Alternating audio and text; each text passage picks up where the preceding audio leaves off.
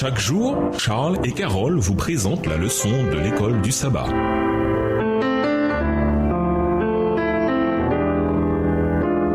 Bienvenue dans votre émission. Dieu nous parle. Nous voilà à la leçon de mardi, les saints au purgatoire. L'Église catholique romaine soutient que les morts qui ne méritent pas l'enfer, mais qui ne sont pas encore prêts pour le paradis, peuvent purger leurs péchés au purgatoire, puis à partir de là, monter au paradis. Leurs souffrances au purgatoire peuvent être réduites par les prières et les pénitences de leurs proches. Le catéchisme de l'Église catholique est explicite sur le purgatoire. Ceux qui meurent dans la grâce et l'amitié de Dieu, mais imparfaitement purifiés, bien qu'assurés de leur salut éternel, souffrent après leur mort une purification afin d'obtenir la sainteté nécessaire pour entrer dans la joie du ciel. Catéchisme de l'Église catholique numéro 1030. Il déclare également que leur souffrance peut être soulagée par les prières de leurs proches ainsi que par d'autres actes en faveur des morts. L'Église loue également l'aumône, les indulgences et les œuvres de pénitence entreprises en faveur des morts. Toujours extrait de Catéchisme de l'Église catholique numéro 1030. Lisons Ecclésiaste 9, le verset 10, Ézéchiel 18, les versets 20 à 22 et Hébreux 9, le verset 27. En quoi ces passages réfutent-ils la théorie du purgatoire ? Ecclésiaste 9, verset 10. Tout ce que ta main trouve à faire avec ta force, fais-le, car il n'y a ni œuvre, ni pensée, ni science, ni sagesse dans le séjour des morts où tu vas. Ézéchiel 18,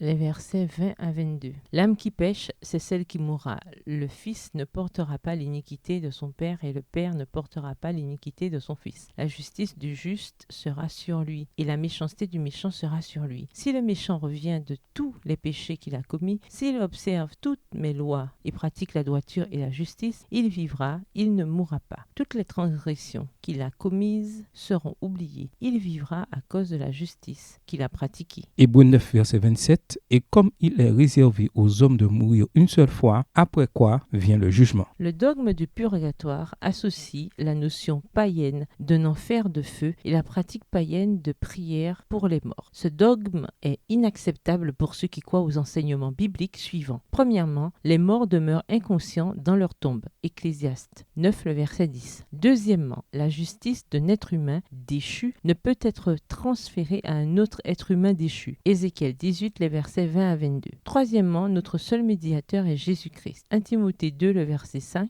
Et quatrièmement, la mort est suivie du jugement final, sans deuxième chance de se repentir des écueils de cette vie. Hébreux 9, le verset 27. Autre implication sérieuse, la manière dont la théorie non biblique du purgatoire déforme le caractère de Dieu. En effet, depuis sa chute, l'œuvre de Satan a constitué à donner une fausse image de notre Père céleste. C'est lui qui a suggéré le dogme de l'immortalité de l'âme. L'idée d'un enfer où l'on brûle éternellement était la production de Satan. Le purgatoire est son invention. Ses enseignements falsifient le caractère de Dieu, lequel est désormais considéré comme sévère, vindicatif, arbitraire et ne pardonnant pas. Extrait de Manuscrit 51, 10 décembre 1890, écrit par Ellen G. White. Au lieu que les morts soient endormis, attendant le retour de Christ, cette idée affirme qu'ils sont au purgatoire, à souffrir jusqu'à ce que quelqu'un parvienne à les en faire sortir. Que nous apprennent des erreurs comme le purgatoire ou les tourments éternels sur l'importance de la doctrine? Pourquoi ce que nous croyons est-il important et pas seulement en qui nous croyons? Au revoir. Et à demain si Dieu veut. Dieu nous parle.